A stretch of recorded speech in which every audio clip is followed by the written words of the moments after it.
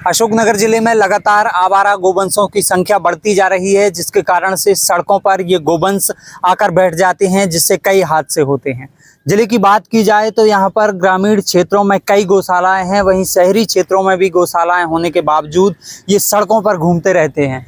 और इसके पीछे वजह ये है कि इसकी ओर जिम्मेदारों का ध्यान नहीं है, जिसके कारण से कई गौशालाएं खाली पड़ी हैं, परंतु जो जानवर सड़कों पर घूम रहे हैं उन्हें यहाँ से ले जाकर गौशालाओं में नहीं रखा जा रहा है, जिसके चलते कुछ ही दिनों की बात की जाए तो लगातार लोग हादसे के शिकार हो रहे हैं। वहीं कुछ गोवंशों की भी जान गई है।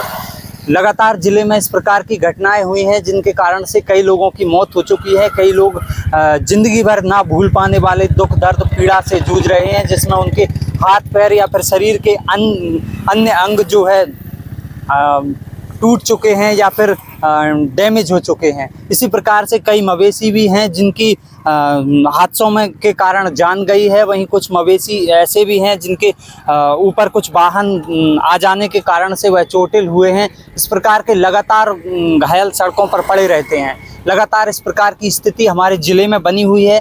शहर का विदिशा रोड, गुना रोड, ईसागढ़ रोड सहित आसपास के छोटे बड़े सड़कों पर इनकी संख्या लगातार बढ़ती जा रही है। वहीं बात की जाए तो शाम के समय इनकी लगातार संख्या बढ़ जाती है। शाम होते ही अचानक से मवेशी जो आसपास के इलाकों में विचरण करते घूमते हैं, वह सड़कों पर आकर अपना डेरा जमा लेते हैं।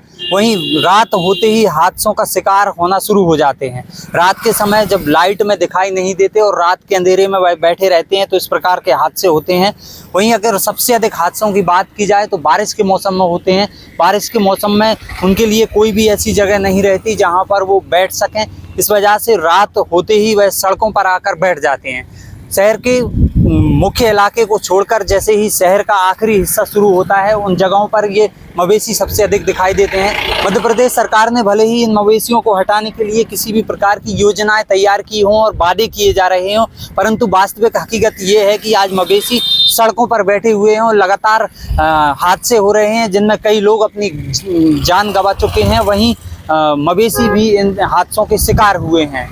जिले में इसके लिए कई प्रकार की योजनाएं बनाई, लगातार गौशालाओं के लिए पैसे दिए जा रहे हैं। गौशालाओं में गोवंश को रखने के लिए लोगों को प्रेरित किया जा रहा है। यहाँ तक कि सरकार का यह कहना है कि जो गौशालाएं बनी हुई हैं उनमें पर्याप्त गोवंश हो, जब ही उनके लिए जो चारे का पैसा आता है वो दिया जाएगा। लेकिन इसके पीछे सच्चाई ये है कि गौशालाओं में केवल कागजों पर ही गोवंश दिखाई देते हैं। कागजों पर जितने गोवंश की ज़रूरत है उतने चढ़ा दिए जाते हैं। इसके अलावा गौशालाओं में कुछ ही गिने चुने मवेशी रहते हैं।